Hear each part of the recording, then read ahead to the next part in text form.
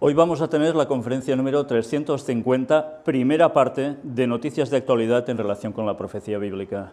Vais a ver que, como hace bastante tiempo que no hemos podido presentar ninguna de estas, vamos a subdividirla en varias partes. Entre todas ellas, la primera es la que tiene que ver con los temas de la creación de Dios, pero también con algo muy interesante y que nos va a ayudar a darnos cuenta de una realidad que muchas veces parece ser que se obvia, que no se quiere conocer, que se llega a despreciar, incluso a mofarse. Tiene que ver con la arqueología bíblica. Vais a quedar impresionados con la cantidad de noticias que han surgido en este poco tiempo que dan plena credibilidad al texto. Vamos a ello.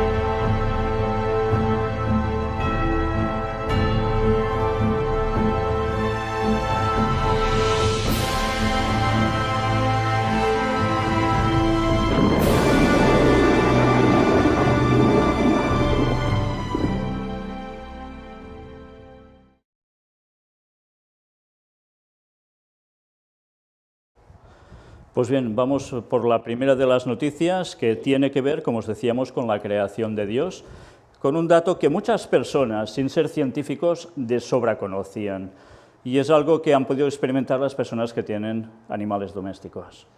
Un estudio demuestra que acariciar perros y gatos ayuda a reducir el estrés. Hombre, evidentemente, si te atacan no harás eso, ¿eh? El estrés se irá por todo lo contrario, pero desde luego sí que todos hemos podido experimentar que a medida que vas acariciando el pelo, sea de un perro o de un gato, notas precisamente ese descanso. Y ahora un estudio lo demuestra.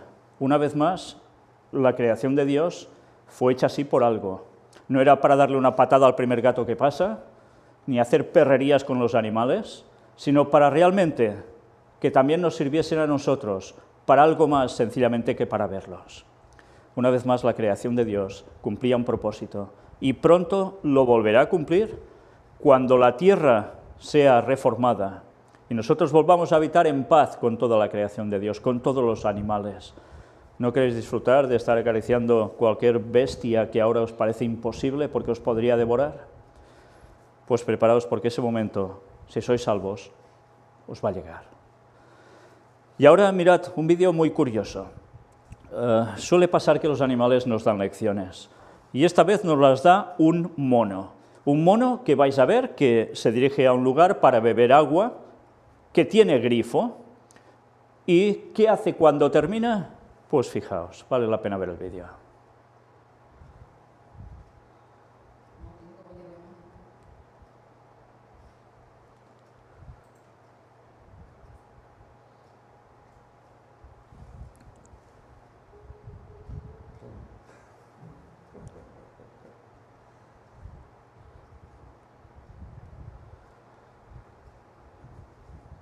Pues ya lo habéis visto, muy sencillo, termina de beber y cierra el grifo.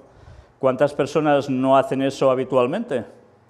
¿Cuántas personas les da muy poca importancia al consumo de agua y que vaya saliendo del grifo como si fuera algo que no pasa nada? Pues no, una vez más, lecciones de economía. ¿A través de quién? De un mono. Un mono, ¿y a qué le importa a él si sale agua o no y va saliendo sin parar? Vaya lecciones, ¿eh? Vaya lecciones. Pero esto no es todo. Mirad este otro estudio científico.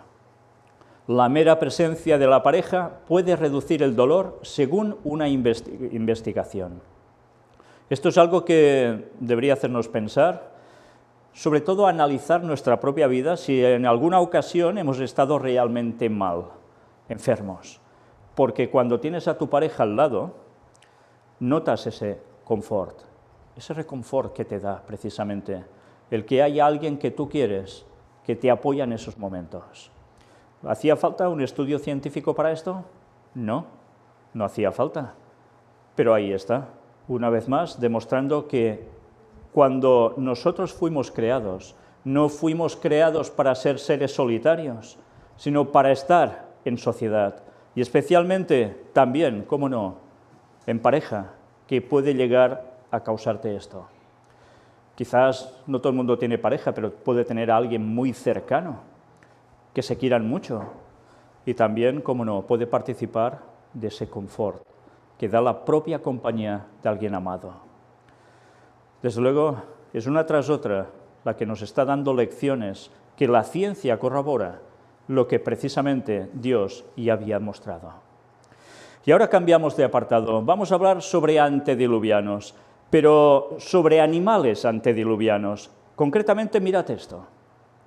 Descubren los restos de un loro gigantesco que vivió hace 19 millones de años. Bueno, esto no lo digo yo, lo dicen ellos. Lo del loro gigantesco es evidente por los restos arqueológicos. Lo de los 19 millones de años es otra historia. Nunca mejor dicho, otra historia.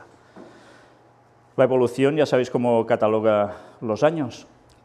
Tienen que dar una explicación a lo que la Biblia dice de otro modo totalmente distinto. Y es que en un principio todo lo creado por Dios era sumamente de mayor tamaño que lo que es ahora.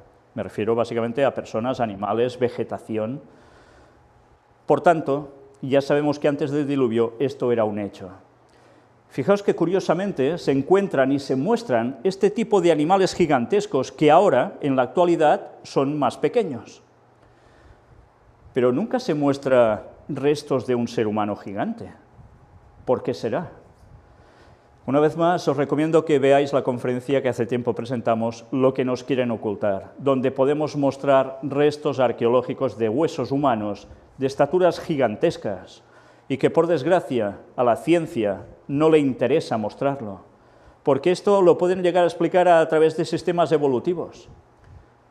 Pero no quieren aceptar el diluvio, no quieren aceptar la creación de Dios y no quieren aceptar que hombres gigantes convivieron al lado de animales también de un considerable tamaño.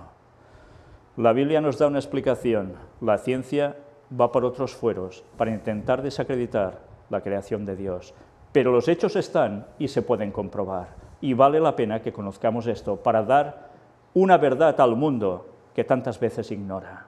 Ignora porque algo se mueve para que sea ignorado. Y mirad esta otra noticia. Encuentran en Nueva Zelanda los restos de un pingüino monstruo de la estatura de una persona adulta. Entre 70 y 80 kilos, dicen que llegaba a pesar. Bueno, hay personas ahora que tienen este tamaño, ¿eh? Y esto ya era un pingüino. Los de mayor tamaño en la actualidad no llegan a esta estatura.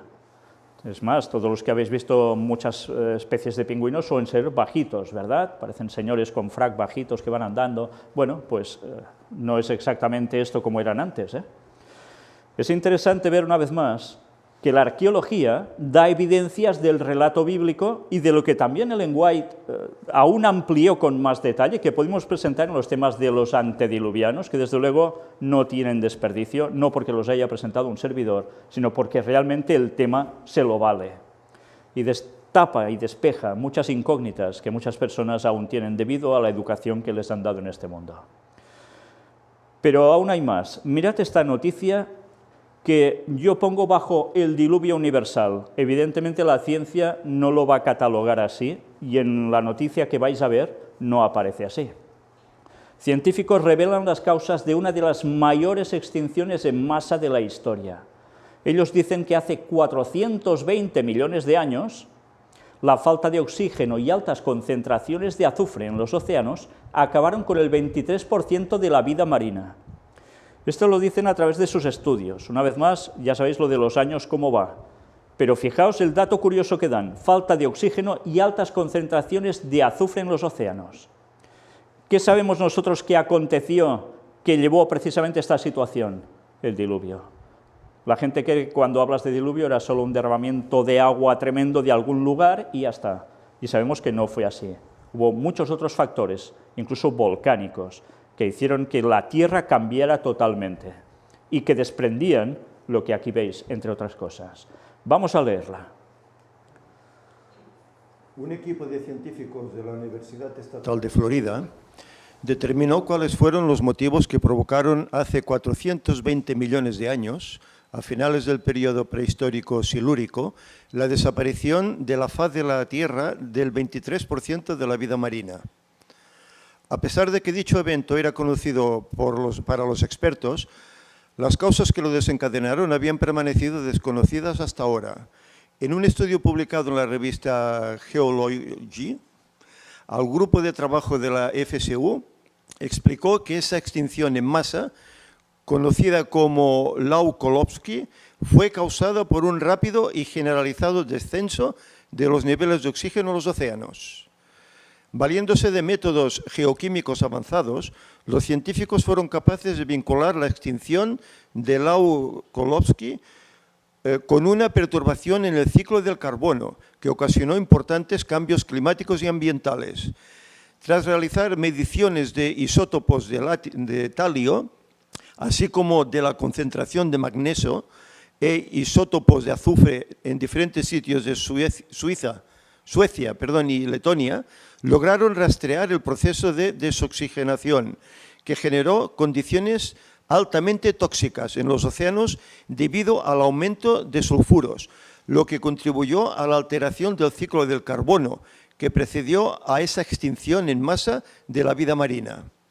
Jeremy Owens, coautor del estudio, dijo que todavía hay lecciones importantes que aprender de las crisis ecológicas de un pasado lejano, haciendo referencia a los niveles de desoxigenación generalizada que se presentan en los océanos en la actualidad, ya que ahora existe evidencia de la relación de este fenómeno con extinciones masivas.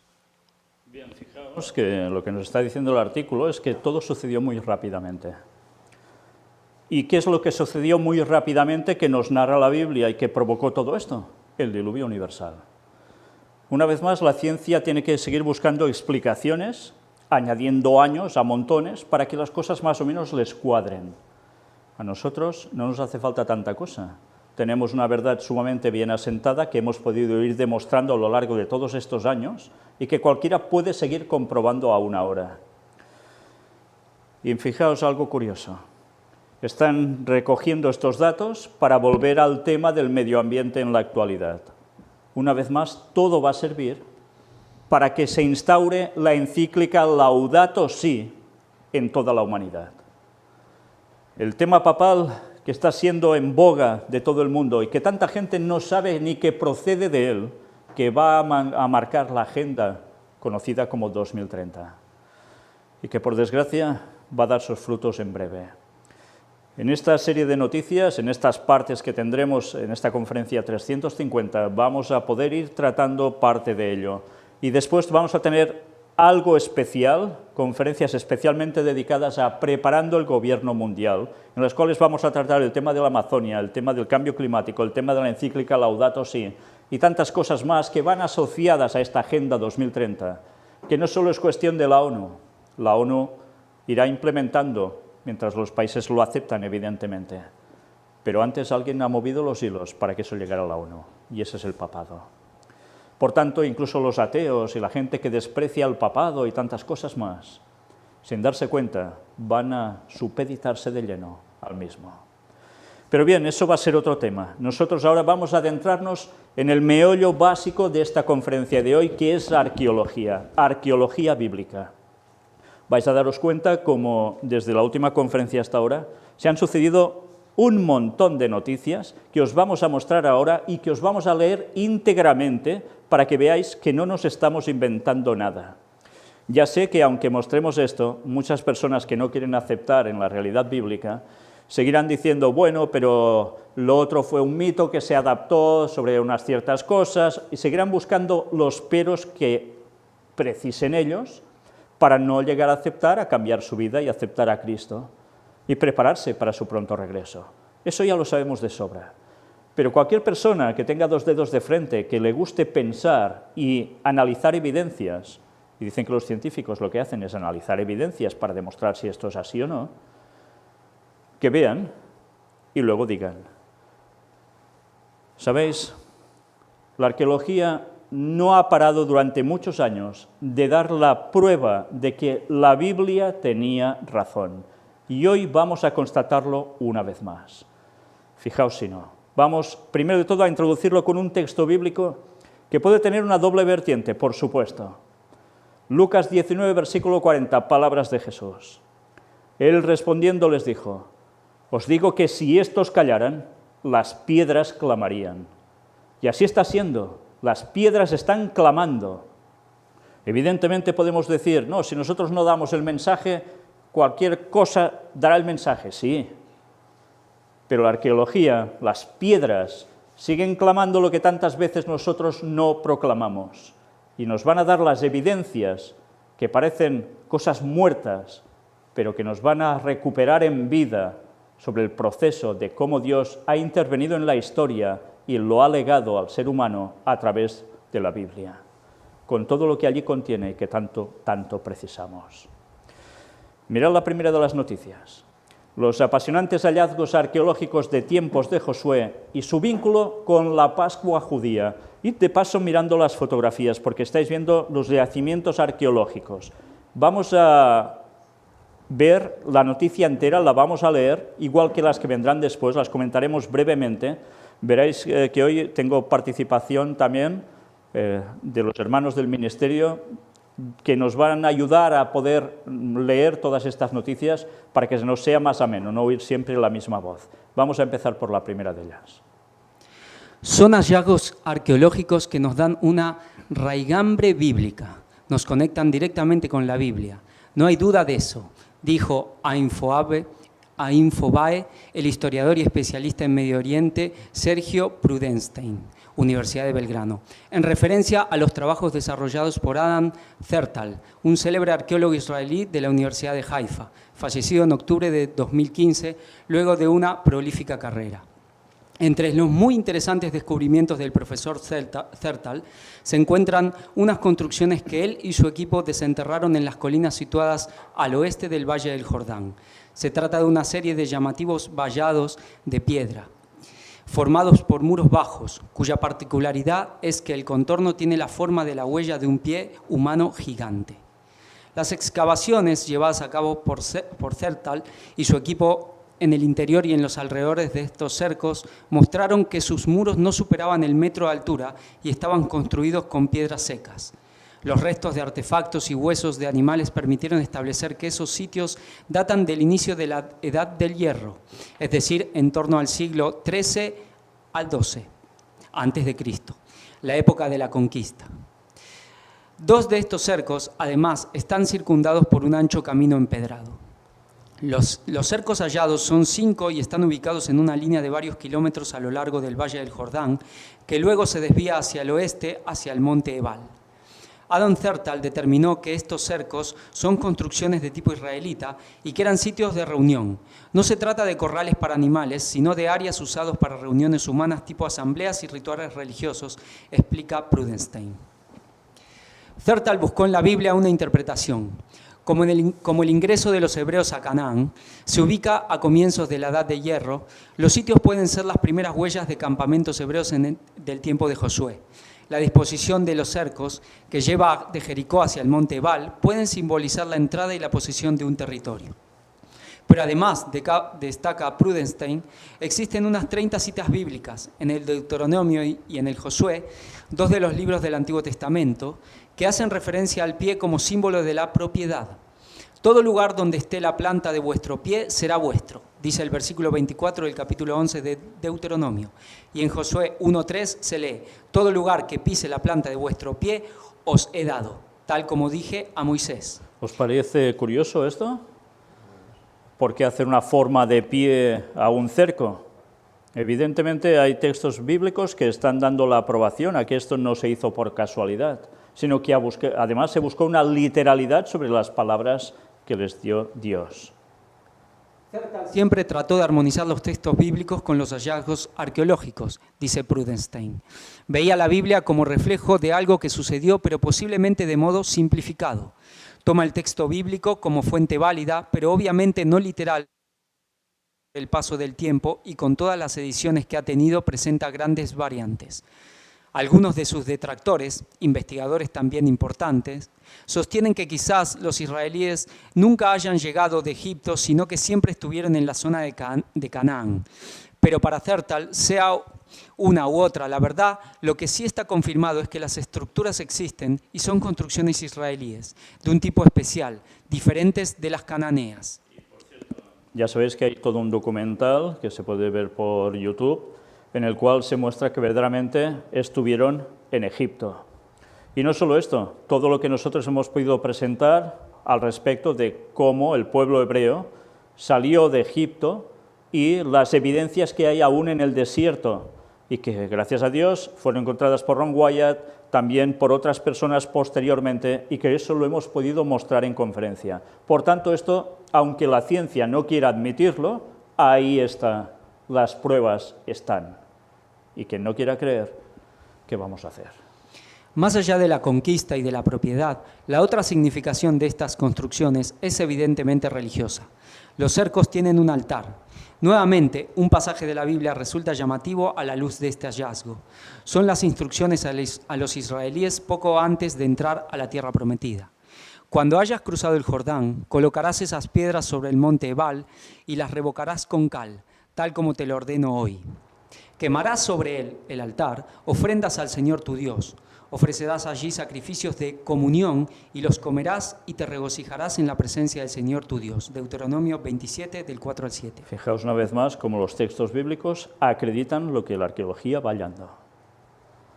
Es decir, que el monte Ebal es mencionado como el primer sitio donde los hebreos debían realizar ceremonias. El camino pavimentado que rodea al menos 2 de estos cercos probablemente fue usado para algún tipo de procesión. Rodear un área por medio de una ceremonia es un elemento importante en el Oriente Próximo, antiguo. Explicó en su momento el profesor Zertal, para quien los orígenes del término hebreo Hag, festival, se remontan a la palabra Hug, que en las lenguas semíticas significa rodear. Según Zertal, y coincido con él, dice Prudenstein, el término hebreo Hag, que significa festival, en lengua semítica también se entiende como cercar o abrazar. Implica entonces que los festivales se realizaban dentro de esos cercos, que son cercos ceremoniales. Y acordaos también que estuvimos presentando en conferencia la importancia de estas formas de proceder con precisamente estas formas geométricas, como abriendo las puertas dimensionales, en este caso de unión con Dios, pero que los paganos también han llegado a utilizar a lo largo de toda la historia para hacer todo lo contrario, la invitación a la entrada a los demonios. El descubrimiento de estas estructuras de pie, decía Adam Zertal, abre un nuevo sistema de percepciones lingüísticas e históricas. Destacaba que la palabra hebrea bíblica para pie, regel, significa actualmente festival. Ahora, después de estos descubrimientos, el sentido de los términos se hacen claros. La identificación de los recintos de pie como sitios antiguos para ceremonias israelíes nos conduce a una serie de nuevas posibilidades de explicar los comienzos de Israel y de los festivales del pueblo de Israel, dijo Zertal. ¿Os recordáis un texto bíblico que dice cuán hermosos son los pies de los que traen las buenas nuevas? Mirad, ¿por qué será? ¿Qué forma de unir también a Dios a través de los pies? Las construcciones en pie, evidentemente, fueron usadas para ceremonias en la primera edad de hierro, explica Sergio Prudenstein, y quedan como huellas permanentes de la peregrinación de este pueblo. El monte Ebal es el sitio en el cual la Biblia dice que se realizaron las primeras ceremonias. Y este significado relacionado con fiestas nos lleva directamente a celebraciones, a la primera Pascua en Tierra Prometida. La palabra del hebreo bíblico para pie es regel y se usa también para festival, porque con los pies bailamos. La Pascua evoca la salida de Egipto. Se supone que la celebraban en el desierto, pero sobre eso no hay huella. La expresión aliyah la regel significa ascendiendo el pie. Se traduce por peregrinación, entendiendo la expresión como ir a pie, según sigue diciendo Prudenstein, pero en realidad es vamos al pie, a tener festival. Estas ceremonias, explica, están también relacionadas con los ciclos agrarios. Lo que se ofrenda en esos altares son las primicias, los primeros frutos, que llegan en abril, por eso el vínculo con la Pascua, que coincide con el tiempo de cosechas. Los israelíes, dice Prudenstein, recuerdan su salida de Egipto. Por eso la cena con el cordero, con cuya sangre pintaron las puertas para que no les tocara la última plaga que cayó sobre los egipcios y convenció al faraón de dejarlos partir. Las hierbas amargas son para recordar los tiempos de la esclavitud. El pan sin levadura, llamado pan ácimo, recuerda el apuro con el cual partieron de Egipto. No había tiempo para que la masa levara. Cuando Jesús está con sus discípulos en la llamada Última Cena, esa es la comida que están compartiendo y es ese el pan que Él va a partir y repartir con ellos. Este año la Pascua judía y la cristiana coinciden. Los judíos recuerdan su liberación de Egipto. Los cristianos que son redimidos por Jesús concluyen. Bueno, ya veis que aquí nos da un poco más de explicación, que abarca no solo el Antiguo Testamento, sino también el Nuevo, y ese reflejo de cómo la Pascua es celebrada aún por los judíos, pero también, sobre todo, por católicos, y que en esta ocasión, este año, les coincidía por fechas. Ya sabéis que en el calendario católico también va cambiando. Fijaos una vez más, un simple artículo que puede pasar desapercibido y que a casi nadie le importaría nada. Pero cuando empiezas a ver y cuando empiezas a recordar lo que gracias a Dios hemos podido presentar a lo largo de todos estos años, te das cuenta que todo esto coge una magnitud realmente importante. Y si queremos simplificar, sencillamente decir, una vez más, las piedras siguen demostrando la literalidad de los textos bíblicos. Pero vamos a otra noticia. Importante descubrimiento arqueológico pone en discusión la construcción de carretera israelí. Iban a construir una carretera, pero como tantas veces sucede, hacen hallazgos arqueológicos. Las obras se tienen que parar, se tiene que estudiar. Vamos a ver de qué se trata. Un importante descubrimiento arqueológico en Israel planteó la discusión de cómo preservar el pasado sin detener el progreso hacia el futuro, cuando una carretera moderna y una ciudad antigua llegaron a una encrucijada. Nadie lo esperaba, incluida la Autoridad de Antigüedades de Israel, dijo Yehudá Gobrin, quien encabezó la excavación de rescate en Beit Shemesh. Lo que encontraron fue la ciudad bíblica de Beit Shemesh desde los tiempos de Isaías y Ezequías. No sé si recordáis todos estos textos, pero si hacéis un repaso a estos libros, os vais a dar cuenta que es citada allí. Y ahora la arqueología mira por dónde lo que haya. Pensamos que los asirios lo destruyeron y nos llevó años, el pueblo judío, regresar y que todos se fueron y que no había nadie aquí. Pero no es cierto.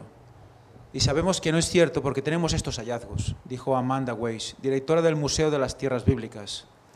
Los arqueólogos pensaron que un sitio mucho más antiguo, al otro lado de la carretera, era todo lo que había de Beit Shemesh. Pero antes de expandir una carretera, excavaron y encontraron un tesoro. Ya estáis viendo las imágenes, ¿eh?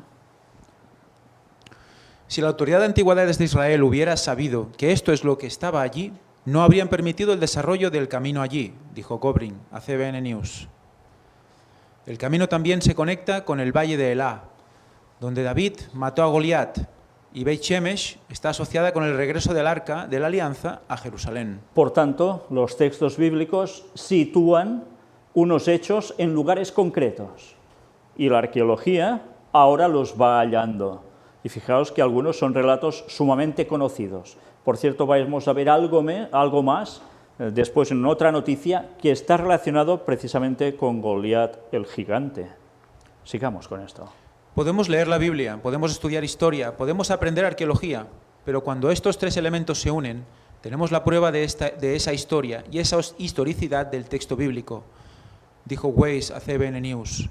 Así que para nosotros, en el Museo de las Tierras Bíblicas, básicamente es ganar la lotería. Importante lo que dice y totalmente de acuerdo, ¿eh? Se juntan todos estos aspectos y se puede demostrar las evidencias del texto bíblico. Los mangos de los frascos con sellos reales, figuras destrozadas y otros artefactos del sitio se muestran en la exhibición. Pero hay más en la historia. Caminamos por la tierra y estamos caminando por encima de la historia. El progreso que se requiere para construir una nueva nación con viviendas, carreteras e infraestructura requiere excavar y construir cosas nuevas, dijo Weiss. El Beit Shemesh de hoy en día está a unos 20 kilómetros de Jerusalén. Tiene una población de más de 110.000 y está creciendo rápidamente.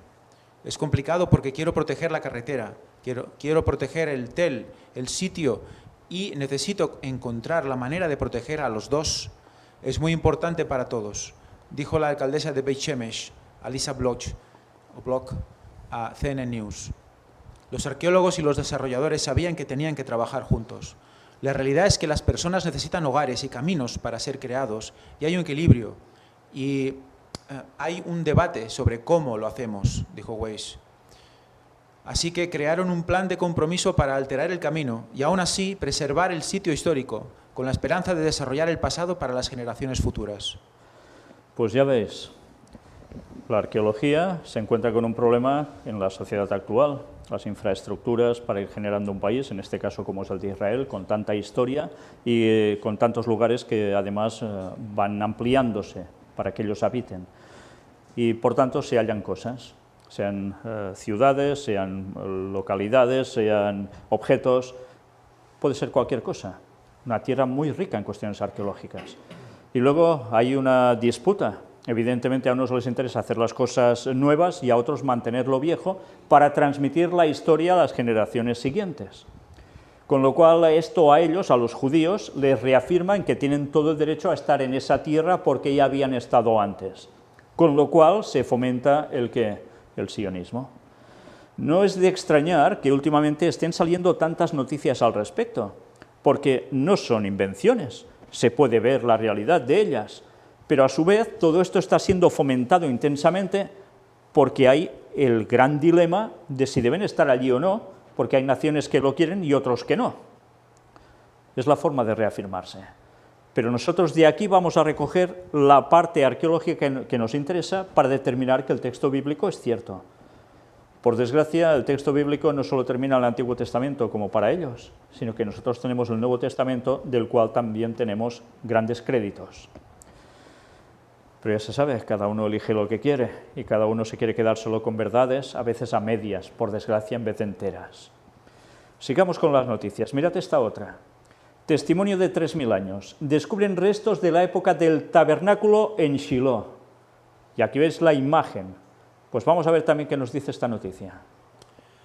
Un resto arqueológico de 3000 años de origen egipcio fue descubierto recientemente en la localidad de Shiloh, donde según la tradición estaba ubicado el tabernáculo tras la entrada del pueblo de Israel a la tierra prometida. En la versión Reina Valera leemos Silo, pero es lo mismo, es Shiloh en este caso. El objeto descubierto es un escarabajo egipcio que era utilizado en la antigüedad como sello. Este nuevo descubrimiento es otro testimonio de la historia del Éxodo, ya que demuestra que exactamente en esa época comenzaron a llegar a la tierra de Israel objetos provenientes de Egipto, tal como lo relata la Biblia.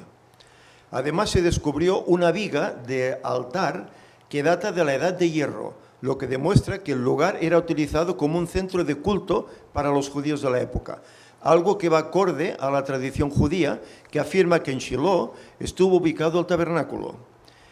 El jefe del Consejo Regional de Benjamín Israel Gatz dijo que los descubrimientos arqueológicos son muy emocionantes y poderosos, al tiempo que prueban la histórica verdad y la conexión a la tierra de la Biblia. La excavación arqueológica fue llevada a cabo en conjunto entre la Asociación de Investigación Bíblica de Texas y el oficial de arqueología de la Administración Civil israelí. Ya habéis visto, una vez más, algo que aparece en el relato bíblico plasmado por la arqueología. Y un lugar sumamente emblemático. Ya leéis los textos bíblicos y enseguida sabéis de qué va. Bueno, ¿cuántas evidencias más hemos de mostrar para que la gente crea que el texto bíblico no es ciencia ficción? Algunos dicen, no, se eligieron lugares que ya existían, pero se inventaron la historia. Bueno, pues vais a ver en alguna de las noticias, especialmente la que os decía de Goliat, qué casualidad para adaptar también las cosas. Pero vamos por esta otra. Encuentran en el monte Sión vestigios de la histórica conquista de Jerusalén por el imperio de Babilonia. El acontecimiento histórico que se remonta al siglo VI a.C., tuvo como resultado la pérdida de muchas vidas, la destrucción de la ciudad y el desmantelamiento del Templo de Jerusalén. Hemos hablado de esa época, hemos tratado en conferencias de todo ello. Pues ahora vais a ver, una vez más, las evidencias arqueológicas. Un grupo de investigadores de la Universidad de Carolina del Norte en Charlotte, Estados Unidos, ha encontrado vestigios de la histórica conquista de Jerusalén por el Imperio de Babilonia, ocurrida entre los años 586 y 587 a.C., en una excavación arqueológica en el Monte Sión, Jerusalén, según recoge un artículo publicado este domingo en Peace Organization. En el yacimiento han aparecido capas de ceniza, puntas de flecha de aquella época, así como tiestos, lámparas y un pendiente de borla hecho de oro y plata. En el área circundante también se han encontrado indicios de una importante estructura de la Edad de Hierro, aunque de momento no la han excavado porque se halla debajo de las capas de periodos posteriores, si bien planean hacerlo en 2020. Los arqueólogos creen que el yacimiento hallado se remonta al periodo de la conquista babilónica de Jerusalén, debido a la combinación única de objetos y materiales encontrados, cerámica y lámparas, junto a madera quemada y cenizas, restos del asedio, y puntas de flecha de bronce y hierro de tipo escita, propias de esa época. Por tanto, nos está describiendo los restos hallados, el conflicto que hubo sobre el terreno y cómo quedó todo en el momento del desastre. Restos parlantes. En opinión de Jimon Gibson, codirector del proyecto Mount Zion Archaeological Project, proyecto arqueológico Monte Sión, esta mezcla de elementos indica algún tipo de devastación y destrucción, ya que, asegura, nadie abandona las joyas de oro ni tiene puntas de flecha en la basura de casa. Es el tipo de batiburillo que esperas encontrar en una casa en ruinas después de un ataque o batalla, añadió Gibson, que se mostró sorprendido por el hallazgo, ya que asegura que en los lugares de conflicto los atacantes suelen recogerlas para luego fundirlas. Una huella del pasado. La parte superior del pendiente de borla es de oro y tiene forma de campana, mientras que la parte inferior está hecha de plata y su forma recuerda a un racimo de uvas. Gibson, que se confiesa emocionado por el hecho de estar excavando dentro de las casas del gran hombre, mencionadas en el pasaje bíblico 25:9 del Libro de los Reyes, explica que este descubrimiento es una prueba clara de la riqueza de los habitantes de la ciudad en el momento del asedio. Desde 1979 no se habían hallado joyas de dicha época en Jerusalén. La conquista babilónica de la ciudad por parte del rey Nabucodonosor fue feroz y tuvo como resultado la pérdida de muchas vidas, la destrucción de la ciudad y el desmantelamiento del templo de Jerusalén. Cuando el rey Sedequías intentó huir junto con su séquito, fueron capturados y llevados cautivos a Babilonia. Y sabéis quién fue llevado cautivo también en esos momentos, ¿no? Un profeta del cual hemos tratado mucho, que se llamaba Daniel. Esos eran los momentos que provocaron ese cautiverio. Aquí veis, una vez más, en prueba arqueológica, que eso fue un hecho. Una vez más, inventarse un personaje sobre un hecho rápidamente para que las cosas cuadraran, no hagamos reír. No es la primera vez que este proyecto arqueológico, que lleva activo desde hace más de una década, realiza un hallazgo relevante. El mes pasado encontraron evidencias que confirman detalles de narrativas medievales sobre la toma de Jerusalén por los cruzados en el año 1099. Pues ya habéis visto, una vez más, las evidencias. Pero mirad esta otra, el descubrimiento olvidado, una cisterna de agua de la era del primer templo cerca del monte del templo en Jerusalén. Esto mucha gente lo desconoce, ¿eh? Se creen que solo era cuestión de algún rito que pasaba por allí, un riachuelo. No, había más para suministrar agua. En la esquina sur de la pared occidental del monte del templo en Jerusalén ha sido encontrada una rara y bien conservada cisterna del periodo del primer templo, oculta de la vista y desconocida para muchos. Y aquí veis la imagen, realmente grande, ¿eh? Pues vais a ver qué nos cuentan. Fuente: Jerusalem Center for Public Affairs. En la esquina sur de la pared occidental del Monte del Templo en Jerusalén ha sido encontrada una rara y bien conservada cisterna del periodo del primer templo, oculta de la vista y desconocida para muchos. La Autoridad de Antigüedades de Israel desveló la cisterna 7 años atrás, pero el difícil acceso al sitio impide las visitas públicas.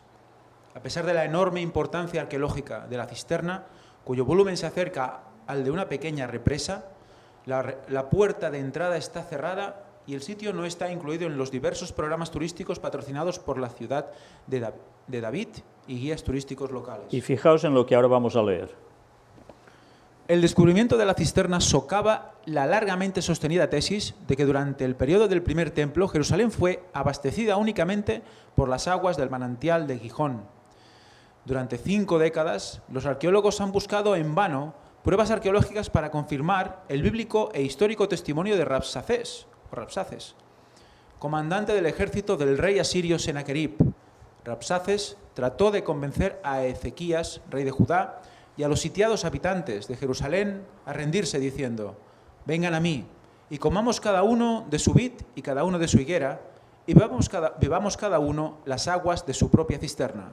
Isaías 36. Ya veis, Rabsaces dijo algo y no lo dijo porque sí, lo dijo porque había algo en esos momentos en su tiempo. Por muchos años, los arqueólogos buscaron en vano las cisternas mencionadas por Rabsaces. Muchos depósitos de agua a partir del periodo del segundo templo fueron descubiertos, pero ninguno perteneciente a los días del primer templo fue encontrado. Por lo tanto, el supuesto prevaleciente fue que durante la época del primer templo Jerusalén fue sostenida únicamente por las aguas del manantial de Gijón. El descubrimiento del depósito de agua oculto. En 2012 fue descubierto el oculto depósito de agua durante la limpieza de los canales herodianos de drenaje, bajo el camino herodiano de los peregrinos, que se extienden desde el estanque de Siloé hasta el sur de la pared del monte del templo. Os suena también el estanque de Siloé, ¿verdad? El arqueólogo Eli Shukron y la profesora de arqueología Ronnie Reich, responsables de muchos de los descubrimientos en la ciudad de David, supervisaron un equipo de limpieza de 2 mikves, baños rituales, del periodo del segundo templo, que fueron transversalmente intersectados por el canal de drenaje herodiano.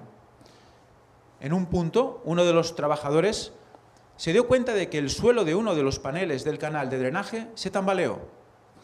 Un examen más detallado demostró que debajo del panel del tambaleante piso había un gran vacío.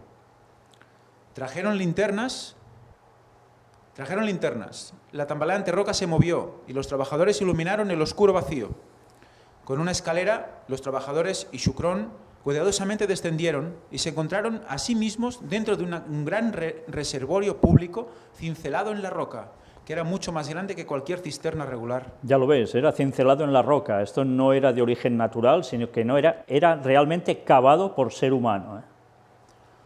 El depósito fue sellado con yeso marrón amarillo, característico del periodo del primer templo. El descubrimiento ofrece la primera pista de cómo Jerusalén se abastecía de agua durante el periodo del primer templo.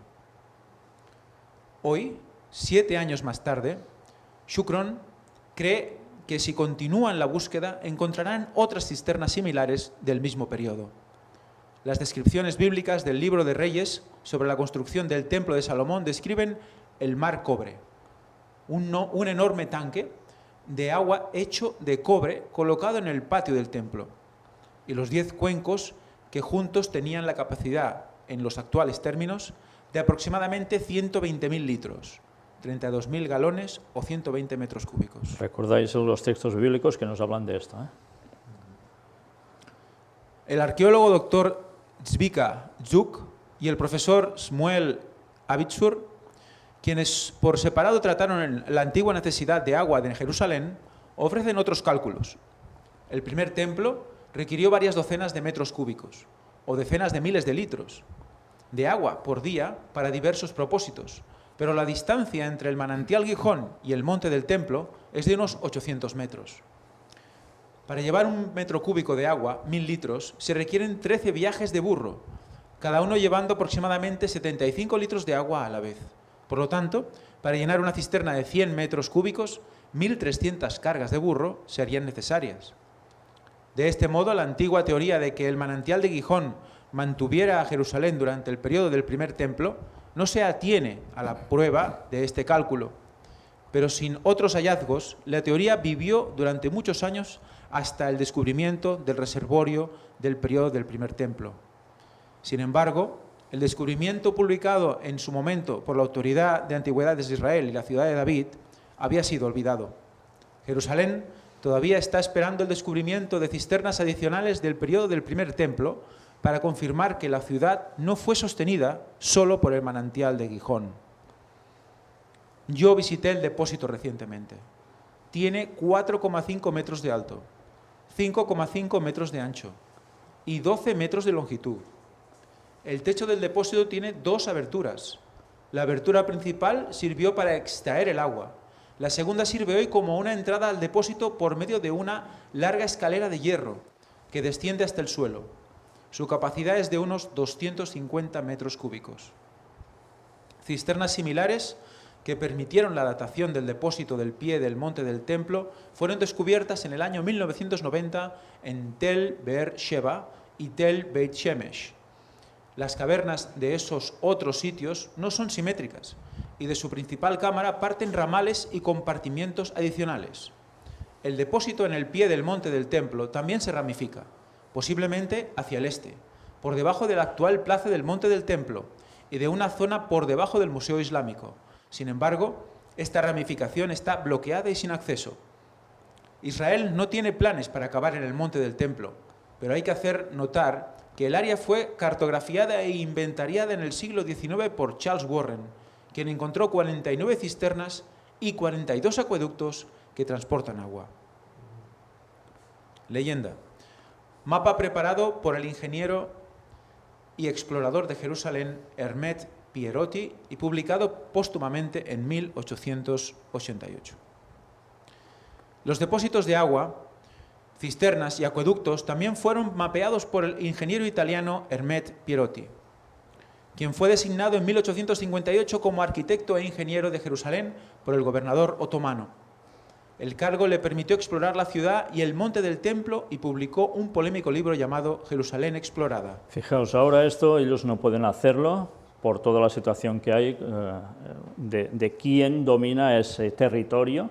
Ya sabéis que está siendo bajo la tutela jordana, pero también hay la cuestión palestina.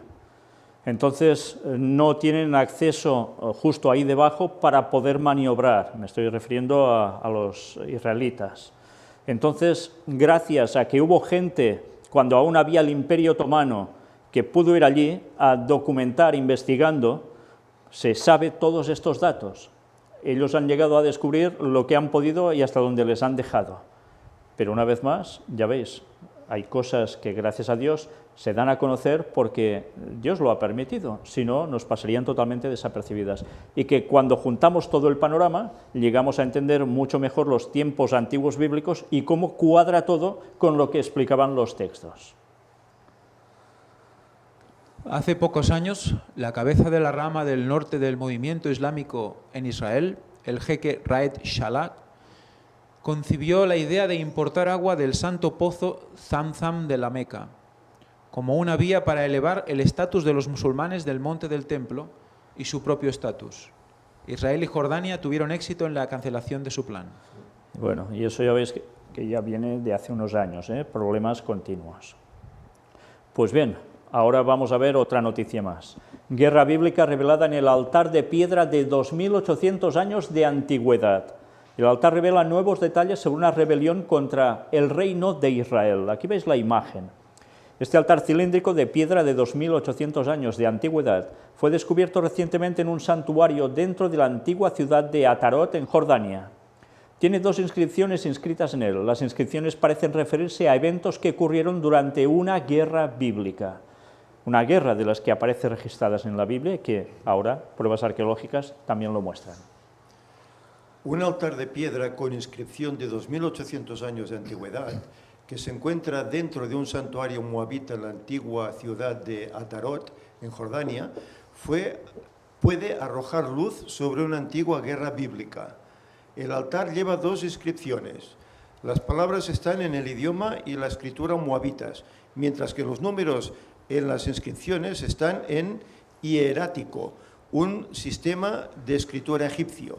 Parece que el altar data de un tiempo después de que Mesha, rey de Moab, se rebeló con éxito contra el reino de Israel y conquistó Atarot, a veces deletreado Atarot. Y Mesha también aparece como mesa, Es lo que me extrañaba, sí. Una ciudad que el reino de Israel había controlado. Para entonces Israel se había roto en 2, con un reino del norte que retuvo el nombre de Israel y un reino del sur llamado Judá. La Biblia hebrea menciona la rebelión, diciendo que antes de que Mesha se rebelara, Moab tuvo que dar a Israel un tributo anual de miles de corderos y una gran cantidad de ram. La rebelión también se describe en la llamada Estela de Mesha, descubierta en 1868 en Divan, Jordania, que afirma que Mesha conquistó a Atarot y mató a muchos de los habitantes de la ciudad. El altar fue descubierto mientras se excavaba el santuario en 2010. El altar y el santuario se describieron recientemente en el diario Levant. Y aquí veis el lugar, ¿eh? Una de las dos inscripciones escritas en el altar parece describir el bronce que fue sacado después de la captura de Atarot. Saqueado. Uno podría especular que las cantidades de bronce saqueadas de la ciudad conquistada de Atarot en alguna fecha posterior se presentaron como una ofrenda en el santuario y se registraron en este altar, escribieron los investigadores en el artículo de la revista. La segunda inscripción en el altar es fragmentaria y más difícil de entender. Parte de esto parece decir, en traducción, que 4.000 hombres extranjeros fueron dispersados y abandonados en gran número, mientras que otra parte de la inscripción menciona la ciudad desolada. No queda muy claro, se supone, acerca de esta inscripción. Escribieron los investigadores, señalando que esta inscripción puede discutir eventos que ocurrieron durante la rebelión de Mesha contra Israel y la captura de Atarot. Sustancias fragantes como incienso, maderas aromáticas y aceites que habrían quemado en el altar, dijo el autor principal Adam Bean, estudiante del doctorado en el Departamento de Estudios del Cercano Oriente de la Universidad Johns Hopkins en Baltimore. Ya veis que además todo esto iba asociado, como no, a esto que veis aquí, quemas de incienso, maderas aromáticas, aceites, era algo habitual. Pues bien, todo el registro arqueológico lo está sacando también a la luz. Pistas bíblicas. El altar inscrito confirma que los moabitas lograron apoderarse de Atarot, dijo el coautor del estudio Christopher Roylston, profesor de lenguas y literatura semíticas del noreste de la Universidad George Washington en Washington, D.C. El altar también muestra que hace 2.800 años los moabitas tenían escribas hábiles que usaban su propio guión. Las inscripciones en el altar son la evidencia más temprana que tenemos hasta ahora de una escritura moabita distintiva, dijo Royston a Life Science, señalando que la inscripción descubierta en 1868 usaba la escritura hebrea para escribir el idioma moabita. A menudo hablamos de la sofisticación de la educación de los escribas del antiguo Israel, y con razón, pero las inscripciones en el altar muestran que el antiguo Moab también tenía algunos escribas dotados, dijo Royston. Hoy Atarot se llama Kirbat Ataruz. Las excavaciones en el sitio son dirigidas por Chan O-Jie, decano de educación de la Universidad de la Sierra de Riverside, en California. Fijaos cómo hay lugares que han cambiado de nombre con el paso de los años, pero las localidades siguen siendo las mismas. Y mirad ahora otra noticia, y es la que os comentaba antes. Hallan en la ciudad natal de Goliat enormes ruinas que pueden explicar el origen de la leyenda bíblica. Fijaos el titular, ¿eh? Origen de una leyenda bíblica, porque hay enormes ruinas. Y claro, es la ciudad de Goliat, un gigante. Nuevos hallazgos arqueológicos en Tierra Santa llaman a reconsiderar lo que fue el desarrollo de la antigua ciudad filistea de Gat y su incidencia en el relato de la Biblia. Vamos a verlo porque, fijaos que ya en sí es sorprendente, ¿eh? Nos habla de enormes ruinas y estamos hablando de un gigante. Tras 23 años de excavaciones, arqueólogos israelíes descubrieron una nueva capa de la antigua ciudad filistea de Gat, lo que podría recontextualizar uno de los momentos cruciales de la historia bíblica. Como parte del grupo de las 5 ciudades-estado de los filisteos, que habitaron en Gaza y la actual costa de Israel entre los siglos XII y 7 a.C., Gat se conoce por ser el lugar de origen del gigante Goliat, abatido por David, quien luego se convertiría en el rey de Israel. Estáis viendo las imágenes del lugar. Los recientes hallazgos en la localidad de Tel Es-Safi, donde se supone que anteriormente se situaba Gat, evidencian que esta población fue mucho más grande de lo que se estimó anteriormente. Se suponía que la ciudad alcanzó su gran tamaño entre los siglos X y IX a.C. Ahora resulta que esta ciudad de la temprana edad del hierro, siglo XI a.C. o incluso más antigua, pudo haber sido aún más grande y más impresionante, comentó el director de las excavaciones Aaron Meir, de la Universidad Ber-Ilan, Israel, a Mail Online. Ya veis, creían que era un lugar pequeñito, relativamente pequeñito, sin mucha importancia, y ahora las excavaciones están mostrando que era un lugar que quizás era bastante más grande de lo que en un principio se pensaban. Y no solo que fuera más extenso, mirad qué más nos dice. Gat abarcaba un área de 50 hectáreas, lo cual es el doble del tamaño de cualquier otro conglomerado urbano de la región en aquellos tiempos. Las fortificaciones encontradas por los arqueólogos son de 4 metros de ancho, mientras que los muros construidos más tarde miden poco más de 2 metros. Fijaos, la anchura de los muros, 4 metros. Los posteriores, 2 metros. O sea, eran el doble. ¿Por qué sería que eran el doble? ¿Será que los habitantes también eran el doble de mayores, de estatura? También continúa diciendo algo más. Los bloques de construcción también resultaron ser más grandes en los tiempos de Goliat, a los que hace referencia el Antiguo Testamento. Miden casi 2 metros, en tanto que en las capas más tardías son de apenas 0,5 metros. Fijaos, comparativa, bloques de 2 metros a unos de medio metro. ¿Cómo eran capaces unos de mover tanto y otros tan poco en comparación? Bueno, algo hubo, ¿eh? ¿Sería Goliat el único gigante del lugar o era el que más destacaba? Esto es otra cuestión, ¿eh? Lo que queda claro es que hubo un antes y un después en el cual hay un cambio de proporciones y algo debería reflejarlo esto. ¿O es que había solo un gigante que se dedicaba a hacer grandezas y luego el otro o los otros hacían lo que podían? Son etapas distintas, con lo cual ha pasado un tiempo. Bueno, pues todo esto debería hacernos pensar. Cuando estuvimos hablando del tema de los antediluvianos como gigantes, todos, también postdiluvio aún siguieron habiendo gigantes. Todo esto también lo seguiremos tratando próximamente en los temas de los misterios de Babilonia, si Dios quiere. Pero todo esto no pasó porque sí. La raza de los antediluvianos pasó a través de Noé y sus hijos a postdiluvio. Por tanto, aún seguían siendo gigantes. Todos. Luego fueron disminuyendo, la raza fue hacia abajo. Pero aún y así hubo lugares donde aún permanecían cierta genética que los mantenía más grandes en estatura que los otros que bajaron más rápidamente.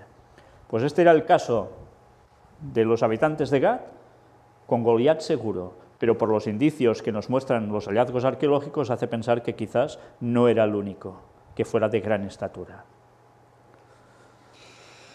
Meir considera que el gran tamaño de la antigua Gat, así como sus monumentos, podrían haber nutrido las leyendas sobre gigantes y cambian la comprensión de los estudiosos acerca de cómo se desarrolló la ciudad y cómo fue su relación y primacía respecto a otros asentamientos de los filisteos. Fijaos, una vez más, ¿qué explicación tienen que dar al respecto para no aceptar literalmente que hubo gigantes en la tierra?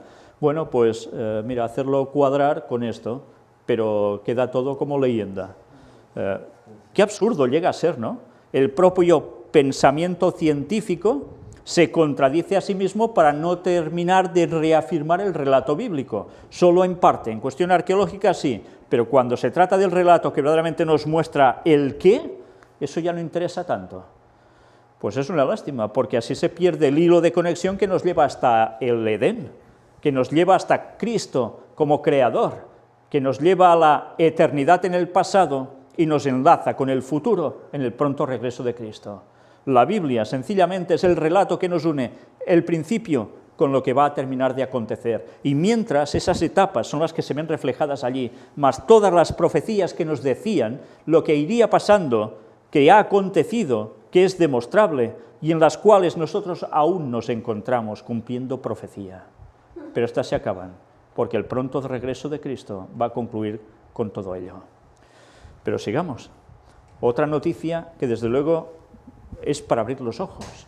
Descubren en Jerusalén un sello de la época del templo con el nombre de una figura bíblica. No es la primera vez que ha ocurrido, ya lo hemos mostrado también en otras conferencias algo parecido, pero ahora aparece otra figura bíblica. Vamos a ver qué nos dicen. Arqueólogos en la ciudad de David, en Jerusalén, encontraron recientemente un artefacto único que sirve como evidencia de la presencia del pueblo judío en la tierra de Israel durante la época del templo y que hace referencia directa a una figura mencionada en la Biblia. Los arqueólogos encontraron un sello de alrededor de 1 centímetro que data de la época del reino de Judá, hace unos 2600 años. En el sello se puede leer la inscripción en hebreo antiguo con las palabras perteneciente a Adonías, Adoniyahu, mayordomo real. ¿Os suena Adonías? Adonías aparece varias veces en la Biblia y según Eli Shukron, que dirigió la excavación, no hay dudas de que se trata de un descubrimiento de gran importancia. Sin duda, no siempre aparece un nombre bíblico registrado en algo escrito, ¿eh? Los sellos, como el que se encontró, eran utilizados en la época del primer templo para firmar y sellar documentos oficiales del reino de Judá. Ya veis que es pequeñito, ¿eh? El término traducido como mayordomo real, Asher al-Habayit, en hebreo, era el cargo más importante dentro de la jerarquía real en el reino de Judá y aparece en el listado de posiciones de los ministros del rey Salomón. Es un término que aparece varias veces en la Biblia y que es utilizado para mencionar a un ministro importante que era cercano al rey. El sello fue encontrado por un voluntario del Servicio Nacional hace unas 3 semanas entre partes de la tierra que fue excavada en el año 2013 cerca del Muro de los Lamentos. Ya sabéis que hubo mucha tierra que se extrayó de allí, prácticamente se echó como vertedero y que después las autoridades arqueológicas de Israel han ido allí a recuperar, a ir sacando palmo a palmo la tierra, pasándola por raseros, para llegar a encontrar piezas que verdaderamente tienen que ver con el templo. Evidentemente a alguien no le interesaba que hubiese una conexión de judíos habiendo estado allí, que niegan que eso haya sido historia, pero es la verdad del relato bíblico. Ya sabéis que al Islam eso no le interesa, por eso tantas trabas al respecto.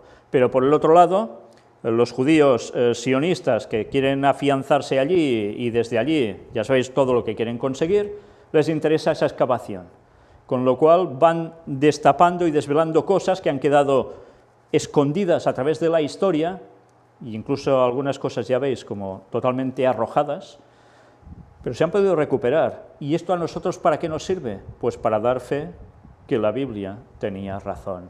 Pero si lo tenían las cuestiones arqueológicas, también la tienen las cuestiones doctrinales y la tienen las cuestiones proféticas. No podemos decir esto me interesa, esto lo acepto y lo otro me importa un rábano. No, porque hacer eso va contra la lógica y va contra la propia salvación de cada uno, porque en el fondo lo que nos estamos jugando es la salvación, y eso es lo que deberíamos tener clarísimo. Las noticias terminan aquí hoy. Vamos a concluir con una cita de Ellen White que nos va a servir un poco para unir más cosas, más datos, y que nos harán reflexionar. Se halla en Maranata, el Señor viene, bajo el título, el apartado La santificación y el santuario, con este título: Cristo nuestro auxiliador y redentor.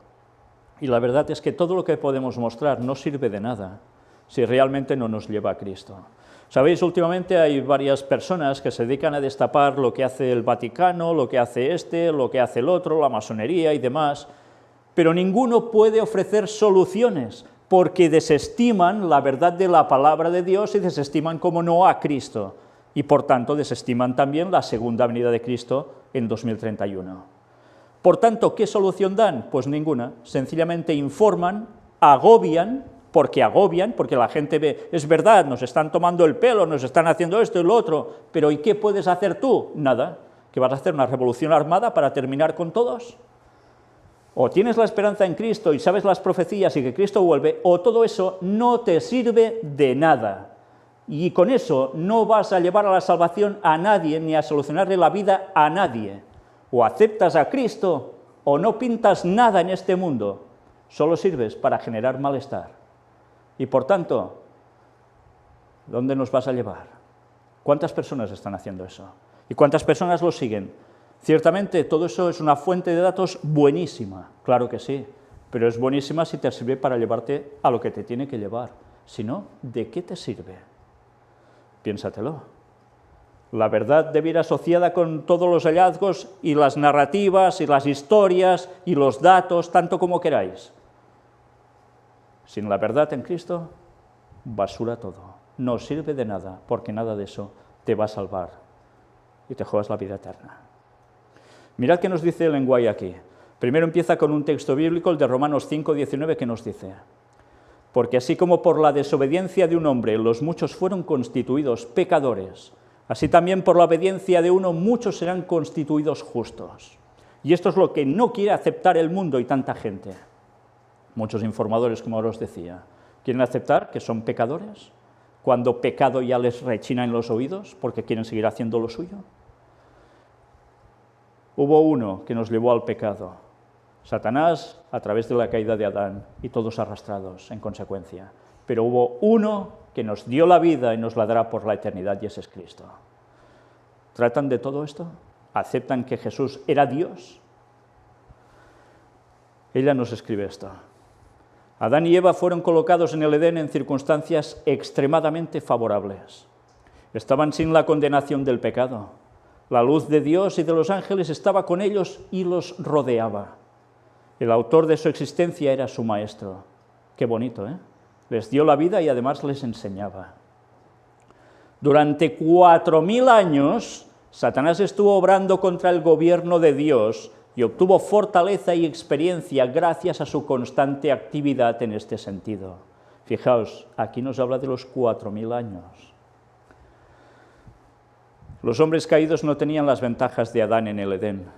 Habían estado separados de Dios durante 4000 años, nos lo repite. La sabiduría para comprender y el poder para resistir las tentaciones de Satanás habían disminuido más y más, al punto que éste parecía reinar triunfante sobre la tierra. El apetito y la pasión, el amor del mundo y pecados temerarios eran las grandes ramas del mal, de las cuales crecían toda suerte de crímenes, violencias y corrupción. ¿Recordáis la historia antediluviana? ¿Y no ha sido también lo que ha ido aconteciendo posteriormente al diluvio? ¿Cómo eran los tiempos de Cristo? ¿Cómo está siendo en nuestros tiempos ahora? Está volviendo a lo mismo. Puesto que el hombre caído no podía vencer a Satanás con su fortaleza humana, vino Cristo de las reales cortes del cielo para ayudarlo con su fortaleza humana y divina combinadas. Cristo sabía que Adán en el Edén, con sus excelentes ventajas, podía haber resistido la tentación de Satanás y podía haber vencido. Sabía también que no era posible que el hombre, fuera del Edén, separado de la luz y del amor de Dios, desde la caída, resistiera con su propia fuerza las tentaciones de Satanás. Ya no podía, el ser humano no podía llegar a vencer. A fin de proporcionar esperanza al hombre y salvarlo de su completa ruina, se humilló a sí mismo al tomar la naturaleza humana, para que con su poder divino combinado con el humano pudiera alcanzar al hombre donde éste está. Por tanto, ¿era solo hombre? ¿Era solo Dios? Ya lo veis. Obtuvo para los caídos hijos e hijas de Adán aquella fortaleza que es imposible que logren por sí mismos, para que en el nombre de Cristo puedan vencer las tentaciones de Satanás. Por tanto, ¿podemos vencer nosotros solos por guapos? No podemos. Dependemos de la gracia de Cristo. En el nombre de Cristo podemos vencer. Sin Él no habría escapatoria, no habría salvación. 4000 años de pecado llevaron al hombre hasta ese punto. Imaginaos 6000 años. Si no estamos con Cristo, no podremos vencer. Nuestra vida puede parecer enredada, pero al confiarnos al Maestro, Él desentrañará el modelo de vida y carácter que sea para su propia gloria.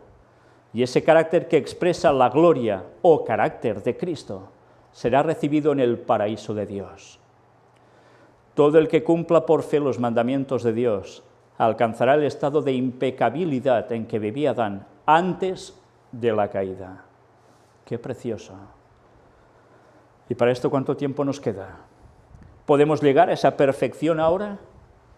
Los 144.000 van a llegar a ello, ¿eh? Por eso no pasarán por la muerte y serán llevados por Cristo cuando venga. porque habrán llegado a ese punto. Por sí mismos, no, porque su carácter será el mismo que el de Cristo, porque habrán estado tan unidos a Él que van a conseguir vivir igual, tener ese carácter que después será el mismo también de todos los redimidos de todas las épocas, el carácter de santidad, como Adán antes de pecar. Y todo eso gracias a lo que Cristo hizo por nosotros. Por tanto, una vez más, aquí tenéis citas de 4.000 años que son clarísimas. Desde la entrada del pecado hasta Cristo, 4.000 años. Pasan 2.000 años más, y nosotros que aún estamos aquí, vamos a ver en 2031 el regreso de Cristo. ¿No estáis anhelando ese momento? Todas las pruebas bíblicas, todas las pruebas arqueológicas que hemos mostrado son evidencia clarísima de que la Biblia tiene razón. No solo la tenía, la tiene y la seguirá teniendo hasta el final. Preparémonos para el encuentro con Cristo. El fin se acerca. Pero antes deben pasar muchas cosas aún. Y no creáis que Cristo va a venir mañana, ni en el 2019, ni en el 2022, ni en el... No. Cristo va a volver a los 6.000 años desde la entrada del pecado. Ni más ni menos. Y eso es durante la fiesta de tabernáculos, en otoño. ¿Y cuándo es eso? En el año 2031. Entre septiembre y octubre, para nosotros, según nuestro calendario. Antes, ¿quién vendrá? Satanás haciéndose pasar por Cristo. Si no os lo creéis, mirad todo lo que hemos presentado hasta ahora. Y luego decidnos si es así o no. Pero no digáis más tonterías haciendo vídeos absurdos, en el cual no habéis visto lo que hemos presentado y seguís diciendo tonterías para ir contra la verdad de Dios. Estáis yendo contra el mensaje de Dios, por tanto contra Él. ¿Creéis que vais a permanecer? ¿Creéis que nosotros vamos a desaparecer con el mensaje? Pues os estáis equivocando, porque este mensaje, el del cuarto ángel, llegará hasta el final. ¿Os vais preparando para esto? Ya va siendo hora que desechéis teorías absurdas que pastores denominacionales y otros que están fuera siguen diciendo a los cuatro vientos. Dejad de tragaros esas artimañas de Satanás, que incluso utiliza gente que parece que está llevando a personas a la verdad de Dios. No os dejéis engañar. El gran engaño es el título de nuestras conferencias. Por algo Dios quiso que lo pusimos. Y por algo seguimos manteniéndolo. No caigáis en el gran engaño. Próximamente, la segunda parte de esta conferencia de noticias. Que Dios os bendiga. Maranata 2031.